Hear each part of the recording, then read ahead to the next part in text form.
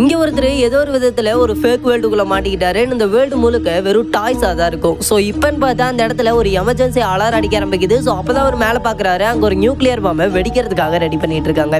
So இது எல்லாம் எதுக்கு அப்படின்னு பார்த்தீங்கன்னா, இந்த ஃபேக் வேர்ல்டையே இந்த நியூக்ளியரை டெஸ்ட் பண்ணதை அவங்க உருவாக்கியிருப்பாங்க.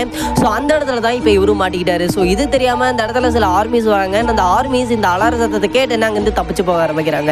அண்ட் அப்படி அவங்க போக போக இந்த தாத்தா போய் அவர்கிட்ட ஹெல்ப் கேட்குறாரு. பட் அதை கண்டுக்காம இவங்க அடிச்சு தூக்கிட்டு இவங்க பாட்டுக்கு போய்கிட்டே இருக்காங்க. ஸோ இப்போ இந்த தாத்தாவும் என்ன பண்ணுறது அப்படின்னு தெரியாமல் இருக்க அந்த நியூக்ளியர் பாம்பு வெடிக்க கிட்டத்தட்ட 10 செகண்ட் அப்போ டைம் இருக்கும்.